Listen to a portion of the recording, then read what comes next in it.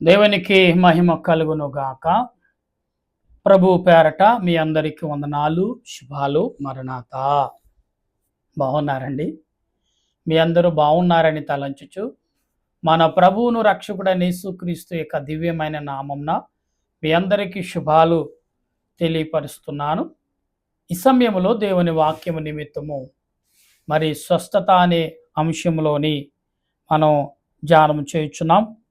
ఈ దినము అంశము 16 మెట్టుగా 16 మెట్టుగా అంశముగా భావించుచు దేవుని వాక్యము నిమిత్తము మరి స్వస్థత, కనికరము అనే మాటను దేవుడు మనకు చూపించున్నారు. దాని కొరకు ప్రార్థన చేద్దాం. పరిశుద్ధుడా పరిశుద్ధుడా పరిశుద్ధుడా, దూతల చేత, భక్తుల చేత, భక్త కోటి జనము చేత నిత్యము పరిశుద్ధుడు పరిశుద్ధుడని కొనియాడబడుతూ, కీర్తించబడుతూ, ఆరాధించబడుతూ, స్తుతించబడుచున్న ఓ ప్రభువా, నీ కొందనాలు, స్తుతులు, స్తోత్రాలు చెల్లించున్నాం. నీదేన దాసుడని నేను ప్రభ నీ లేఖనమును చేత పట్టుకుని నీ ఎదుట, నీ బిడలి ఎదుటకు చేరి ఉన్నాను. చేరి నన్ను నా తలంపులు కూడా మరుగు చేసి, దేవా నీ బిడ్డలతో నీవే మాట్లాడమని, ఇదిగో ప్రభా వ్యాధులతోనూ, బాధలతోనూ, శోధనతోనూ, అనారోగ్యాలతోనూ, చెప్పుకోలేని బాధల వ్యాధులతో అల్లాడిపోతున్న నీ బిడ్డల కొరకు నీవే నీ వాక్యము ద్వారా ఆదరణ, బలమును, శక్తిని నాయన చూపించమని కోరుచు, నీ లేఖనము ద్వారా బయలుపరచమని, ఏ రీతిగా వ్యాధిని పోగొట్టుకోవాలో, ఏ రీతిగా వ్యాధి ద్వారా తొలగించుకుని బలమును పొందాలో అట్టి మాటలు నీ లేఖనము ద్వారా అందించి, నాలో నీవుండి నీ బిడ్డలతో మాట్లాడమని, నీ దీనదాసుడి నన్ను నీ సిలువ చాటును మరుగుపరిచి నీ వాక్యం చేత కట్టమని, ఆత్మరక్షణకర్త యేసుక్రీస్తు యొక్క దివ్యమైన నామములు అడిగి ప్రార్థన చేస్తూ స్తుతిస్తున్నాను పరమ తండ్రి, ఆమేన్. మన తండ్రిని దేవుని సహాయము సదా తోడుగా ఉండి ముందుకు నడిపించును గాక, ఆమేన్. ప్రభునందు ప్రియా దేవుని బిడ్డలారా, ఈ యొక్క మత్తయి సువార్తలో 9వ అధ్యాయం 27వ వచనం నుండి మనము చదువుతున్నప్పుడు ప్రియులారా 34వ వచనం వరకు కూడా చాలా గొప్ప విషయాలు కనబడుతున్నాయి. ఇక్కడ యేసు ప్రభు చేయుచున్న ప్రార్థన ఎటువంటిది అనేది మనం గమనించినప్పుడు, యేసు ప్రభు ఏం మాట్లాడారు, ఏమి అనేది మనము గమనించాలి. ఇక్కడ యేసు అక్కడ నుండి వెళ్ళుతుండగా ఇద్దరు గుడ్డివాడు, యేసు వెళ్ళుచుండగా ఇద్దరు గుడ్డివారు ఆయన వెనక వచ్చి, దావీదు కుమారుడా మమ్మలను కనికరించమని. ఇక్కడ ఏమన్నారు? దావీదు కుమారుడా మమ్మలను కనికరించము. ఈరోజు కనికరము, దావీదు కుమారుడా కనికరం ఎవరి మీద, ఎవరికి ఉంది కనికరం? కనికరము దేవుడికి ఎప్పుడూ కనికరవంతుడైన, ఎప్పుడు కనికరము కలిగిన వాడు ఆయన. కనికరము లేకుండా ఏనాడు కూడా ఆయన మన మధ్యన లేడు. ఆయన మన మధ్యన అంత ఆత్మీయ ఆలోచన ఆయన కలిగి ఉన్నాడు. అందుకే కనికరము దేవునికి మనుషులకి ఎన్నడూ ఉన్నదండి. ఒకవేళ ఉన్న ఏదో ఒక రకంగా అవసరాలు తీర్చుకునేదే కనికరము తప్ప నిజమైన మనసుకు అత్తుకునే కనికరం ఎవరు కూడా చూపించరు కూడా. ఎందుకంటే అటువంటి మనుషులుగా మనం బ్రతుకుతున్నాం. జాలి దయ లేని మనుషులుగా మానవుడు అనే దానికి కనికరము అనే మనసుకు, కనికరమనే ఆలోచన తలంపులకు మానవుడు ప్రాముఖ్యమైన వ్యక్తి అని లేఖనం చెప్తుంది, దేవుడు చెప్తున్నాడు. మానవుడా, నువ్వు కనికరము అనే పదములో నీవు నివాసమున్నావు. కనికరం అనే పదములో నువ్వు జీవిస్తున్నావు. కనికరం అనే పదములో నువ్వు ప్రయాణము కలిగి ఉన్నావు. కనుక ఇలా కనికరము లేదు అని మాత్రం అనుకుంటే మాత్రం భూమి మీద మానవుడు జీవించడం చాలా కష్టం. ఇక్కడ ఏమంటున్నా? దావీదు కుమారుడా మా మీద కనికరము చూపించమని ఇద్దరు గుడ్డివారు బ్రతిమాలుకుంటున్నారు యేసు ప్రభుని. ఆయన ఏమంటున్నారు ఇక్కడ? ఆ గుడ్డివాడు ఆయన యొద్దకు వచ్చిరి. యేసు, నేను చేయగలనని మీరు నమ్ముచున్నారా? యేసు ప్రభు ఏమన్నారు చూసారా? ఇక్కడ యేసు వారిని అడుగుచున్నాను, నేను ఇది చేయగలనని మీరు నమ్ముచున్నారా? అవును కదా. ఇది కూడా ఒక మనుషుడిగా ఆయన దావీదు కుమారుడు అని పిలిచాడు. గుడ్డివారు చూడరేరి, విన్న చెవులతో విన్నదే నమ్ముతారు. అయితే ఇక్కడ దావీదు కుమారుడా, మాకు కనికరం చూపించు అన్నాడంటే, ఇది నేను చేయగలనని మీరు నమ్ముతున్నారని యేసు ప్రభును వారిని అడిగారు. వారు ఏమంటున్నారు ఇక్కడ? వారు నమ్ముచున్నాం ప్రభువా ఆయనతో చెప్పారు. ఏమని? నమ్ముతున్నాము ప్రభువా, నమ్మకంతో ఉన్నాం. అంటే నిన్న కాలంలో మనం చదువుకున్నాం కదా, ఏమండి, రక్తస్రావగల స్త్రీ ఒక కుమార్తె, యాయూరు కుమార్తె ఏమైందో, ఎలా సాక్షిగా నిలిచిందో చూసాం. ఎలా దేవుడు కనికరము కలిగి ఉన్నాడు కాబట్టి కనికరము కొరకు ఎదురు చూస్తున్న వారిని దేవుడు హక్కును చేర్చుకోవడానికి సిద్ధపడ్డాడు. ఇది కూడా ఒక సాక్ష్యమే. ఎందుకంటే హక్కును చేర్చుకునేవాడు ఎలాంటి వాడండి? కనికరము కలిగిన వాడు. అతడు కుడి చేతితో చేసిన పని ఎడమ చేతికి తెలియనివాడు. ఈ చేత్తో చేసింది ఇది కుడి చెయ్య, దీంతో పని చేస్తున్నాం, ఎడం చేకు తెలియకుండా ఎలా చేయగలడు? చెయ్యాలని దేవుని లేఖనం చెప్తుంది. కానీ అలాగంటున్నాడు. ఇక్కడ నేను చేస్తానని మీరు నమ్ముతున్నారా అంటే, ఇక్కడేమన్నారు వాళ్ళు? అప్పుడు ఆయన వారి కన్నులు ముట్టి, మీ నమ్మకు చెప్పున మీకు కలుగును అని చెప్పినంతలో ఇక్కడేమన్నారు? మీ నమ్మకము, కనికరము చూపించు దేవా అన్నారు. ఎందుకంటే కనికరము దానికంటే ముందు విశ్వాసం అనే నమ్మకముతో వారు ఉన్నారు అక్కడ. అప్పుడు కనికరం కోసం బ్రతమాలకు, అయ్యా మా మీద దయ చూపించు, కనికరము చూపించు, మేము నమ్మకము కలిగి ఉన్నాం, నీ యందు విశ్వాసం కలిగి ఉన్నాం, నీ యందు ఆసక్తి కలిగి ఉన్నాం, నీ యందు గురు కలిగి ఉన్నాం మేము గనుక మేము నీ కనికరం మాకు చూపించు ప్రభు అని ఇక్కడ వారి గుడ్డివారు అడుగుతున్నాడు. మీకు విశ్వాసాన్ని బట్టి మిమ్మలను నేను బాగు చేయుచున్నాను. అంటే మీలో ఉన్న కనికరం, మీలో ఉన్న జాలి, అంటే ఆయన యొక్క దయ, ఆయన గుణమును గమనించుకున్నారు కాబట్టి, అయ్యా మా పట్ల జాలి చూపించవా, అయ్యా మా పట్ల దయ చూపించవా, అయ్యా మా పట్ల కరుణ చూపించవా, మా పట్ల ప్రేమ చూపించవా, మా పట్ల ఆసక్తి చూపించవా అన్నారు. నిజమే కదా.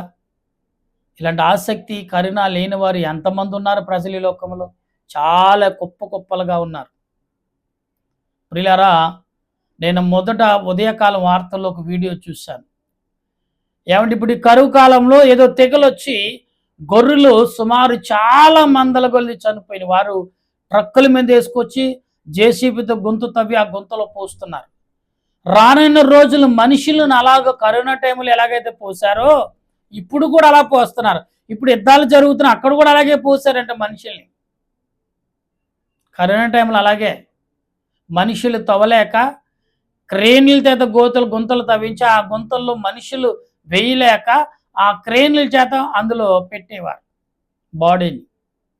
అంటే మనుషుల్లో కనికరం లేదు, జాలి లేదు, కఠిన మనసులు కలిగి ఉన్నారు. మనుషుల దేహం, ప్రాణం ఉంటే మనిషి, ప్రాణం లేతాడు మనిషి కాడు అనే రీతిలో కరోనా టైంలో ప్రాణ భయంతో చాలామంది చేశారు. కానీ ఇక్కడ ఏమన్నారు? అయ్యా మేము నమ్మకం కలిగి ఉన్నాం, నువ్వు చేస్తావని నమ్మాం, నువ్వు చేస్తావని విశ్వాసంతో ఉన్నాం, నువ్వు చేస్తావని గురి కలిగి నీ యొద్దకు వచ్చామయ్యా అనే మాటలు ఇక్కడ పలుకుతున్నారు. ఏమంటున్నారు ఆ తర్వాత? అప్పుడు యేసు ఇది ఎవనికి తెలియకుండా చూచుకునుడని వారికి ఖండితముగా ఆజ్ఞాపించారు. అంటే వీరు ఎలా స్వస్థపడ్డారో మరుగు చేయొచ్చు, కానీ సాతానుగాడు మరుగు చేయకుండా ఏం చేస్తాడండి? వారిని ఏదో రకంగా ప్రజల మధ్య మేము ఫలానా వారి చేత స్వస్థపడ్డాం అంటే, ఈ కార్యం ఎవరికైనా చెప్తే హేళన చేసేవాళ్ళు, ఇవాళ యేసుప్రభు చేశాడా అంటే అనేక రకాలుగా. అప్పటికి యేసుప్రభు చాలా విషయాలు ఎదుర్కొన్నాడు, చాలా విషయాలు దాటికిని ముందుకు వచ్చేసాడు. ఆయన ప్రయాణం ఏంటంటే పాపమును పట్టుకుని పాపముకు ఈ భూలోకంలో చోటు లేకుండా చేసే పని. ఆయన ఆ పని చేయటానికి ఈ లోకానికి వచ్చాడు. కానీ పాపం అనేకమైన విషయాల్లో అనేకమైన రీతిలుగా ఎక్కడ సందు దొరుకుతుందో అని చూశాడు సాతానుగాడు. పాపం అనే సాతానుగాడు యేసు ప్రభు ఎక్కడ సంధిస్తాడో అక్కడ దాంట్లో దూరిపోయేవాడు సాతానుగాడు. చాలామంది అలాగే ఉన్నారు. అవసరం లేనప్పుడు కూడా వచ్చి అక్కడ మాట్లాడతారు, అవసరం లేకపోయినా మాట్లాడతారు వచ్చి. ఎందుకు మాట్లాడతారంటే అవసరం లేదు. మనుషులు మేము గ్రామస్తులం, ఏం తెలుసు అంటే ఏమీ తెలియదు, కళ్ళు తేలేస్తారు, నోరు తేరేస్తారు. అందుకే ఒక విషయం మనం మాట్లాడేటప్పుడు దాని అనుభవం అయిన ఉండాలి, దాని విషయం తెలిసైన ఉండాలి, దానిని ఎలాగో తొలగించగల వాళ్ళని ఎరిగి ఉండాలి. అంతే తప్ప ఏదో తూతు మనుషులం కాదా, మేము గ్రామస్తులం కాదా, మేము చదువు కలిగిన వారం కాదా, తెలివైన వాళ్ళం కదా అనుకుంటే సరిపోదు. తెలివితో పాటు వాళ్ళును వీలును కలిగి ఉండాలి. అప్పుడే ఆ కార్యాలన్నీ చేయగలరు. ఇక్కడేమంటున్నారు చూడండి, మీరు ఎవరికి చెప్పవద్దని ఖండితముగా చెప్పాడు. అక్కడ ఖండితమని ఎందుకన్నాడంటే ఎవరకు విషయం చెప్పకండి.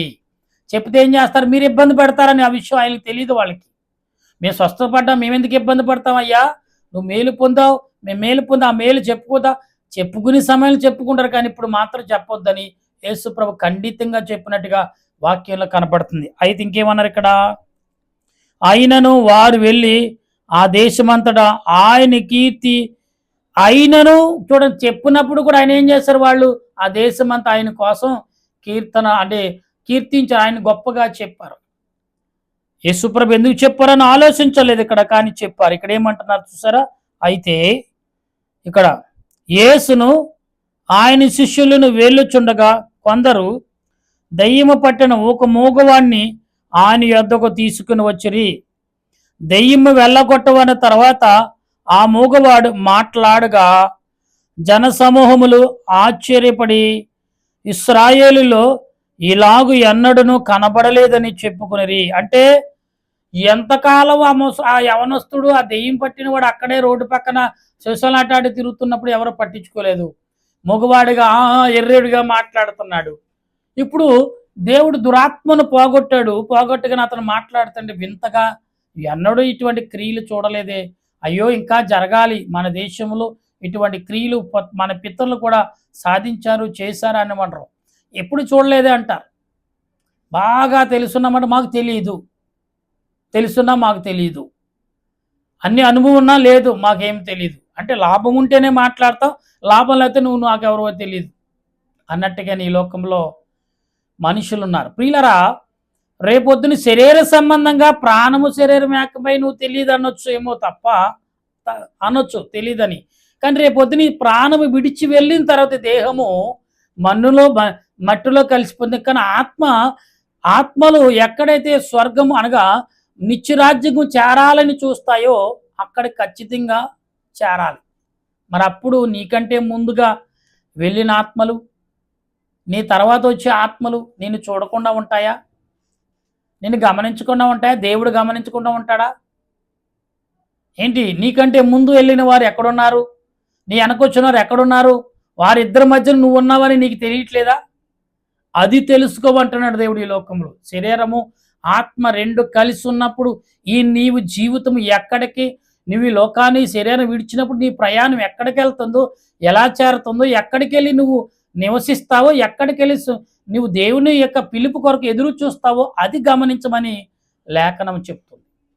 కానీ ఇవాళ మనం ఏమంటున్నాం మాకు తెలియదు. ఇక్కడ వారు ప్రచురం చేసినప్పుడు ఇక్కడ ఏమన్నారు చూసారు, శాస్త్రులు ఎన్నడూ ఇశ్రాయేలు దేశములో ఎన్నడీ సూచక్రియలు జరగలేదు. అంతకుముందు ఎందుకు జరగలేదు? యేసు ప్రభు ఇశ్రాయేలు దేశముకు ఇశ్రాయేలు ప్రజల్లో అనేకమైన సూచక్రియలు, వాళ్లే గొప్ప సూచక్రియలు మనుషులు, వాళ్ళ మాటే సూచక్రియలుగా జరుగుతాయి. ఇశ్రాయేలు ప్రజల మాటలు అంటే ప్రతి మాట ఒక ప్రవచనాలుగా పలుకుతారు వాళ్ళు. సూచక్రియలు జరగలేదంటే వాళ్లే ఒక సూచక్రియగా చిత్రీకరించబడిన ఆ మనుషులు సూచక్రియలు జరగలేదంటే ఇంకేమనాలి?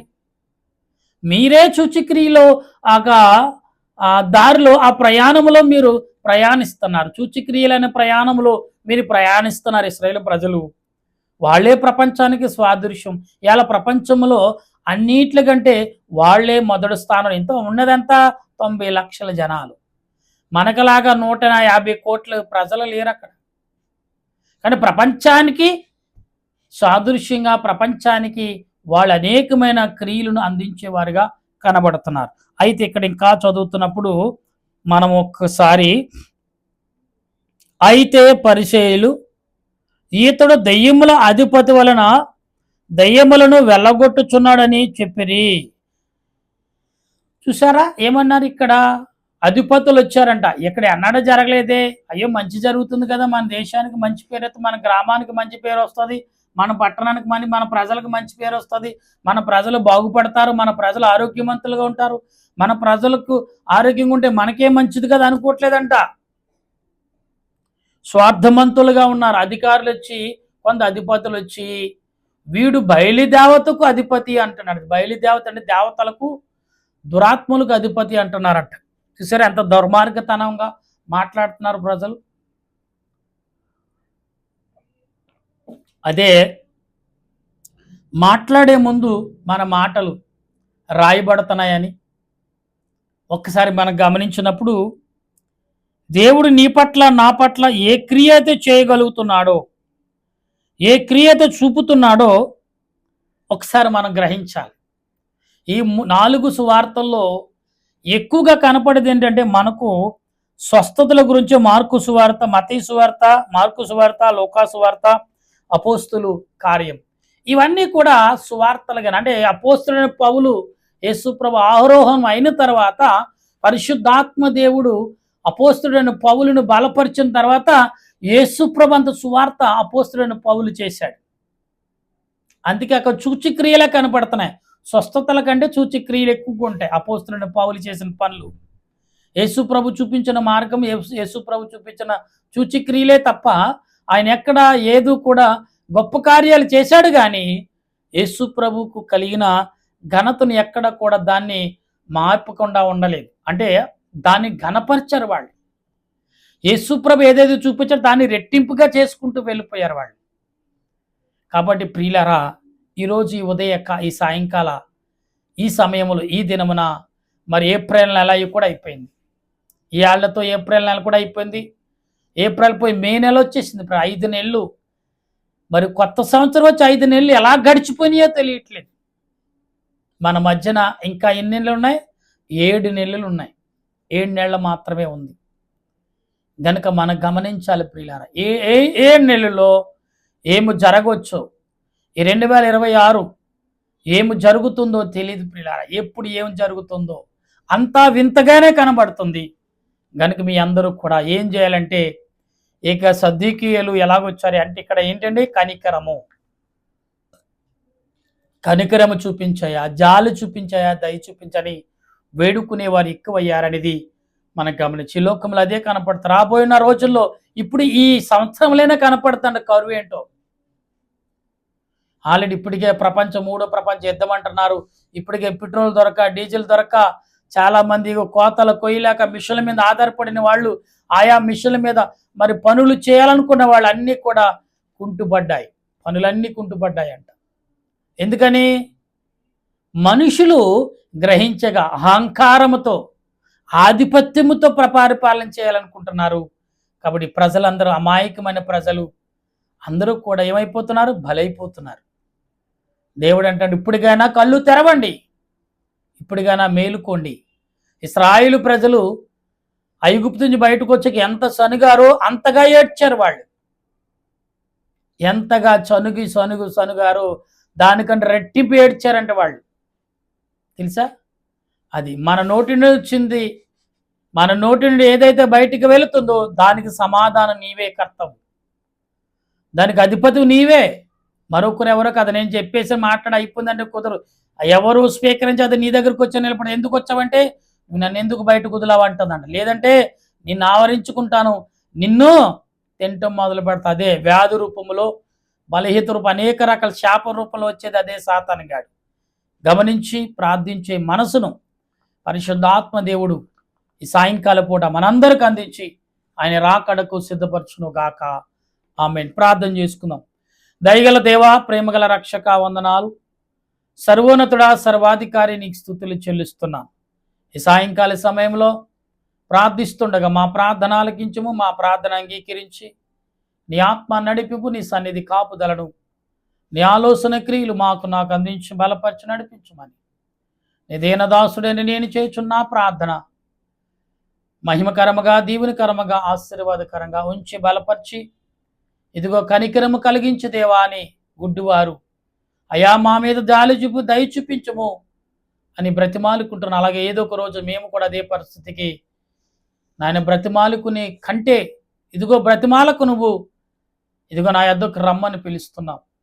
అట్టి పిలుపునందుకుని ప్రతి వారు ప్రార్థించే కృపను, స్తుతించే బలమును అందించి నడిపించుమని నీదైన దాసుడని నేను చేర్చున్న ఈ ప్రార్థన ఆలకించండి, అంగీకరించండి, బలపరచండి ప్రభా. నీ సన్నిధిలో మమ్మల్ని నిలబెట్టండి. మా దేశాలు, దేశ ప్రజలు, ప్రపంచ దేశాలు ఎప్పుడేమి జరుగుతుందో తెలియదు ప్రభా, కానీ నువ్వు గమనించే దేవుడు, గ్రహించే దేవుడు. మమ్మల్ని అందరినీ బలపరిచి దీవించి ఆదరించుచున్న తండ్రి నీకు స్తోత్రాలు. సమయంలో ప్రార్థిస్తుండగా నీ ప్రార్థన మా ఆసక్తిని, బలమును నాకు అందించి బలపరిచి నడిపించి నీ సన్నిధి యావత్తు కూడా తోడుగా ఉంచి మహిమ పొందమని నీదైన దాసుడైన నన్ను నీ ఆలోచన క్రియలు నాకు అనుగ్రహించి బలపరచమని ఆత్మరూపుడు రక్షణకర్త అయిన దేవా నీకు వందనాలు.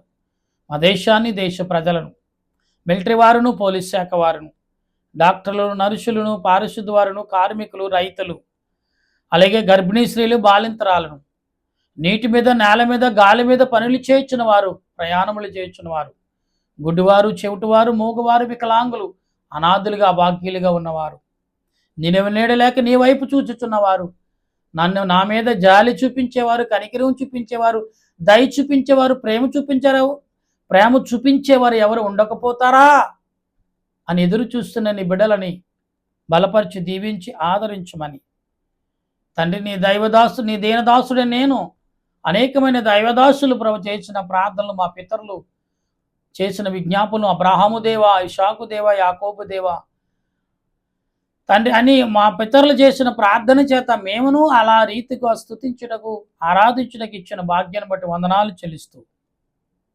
ఇదిగో ప్రభా మరి రిజల్ట్ వచ్చినాయి 10th క్లాసు నిన్న ఈరోజు ప్రభా.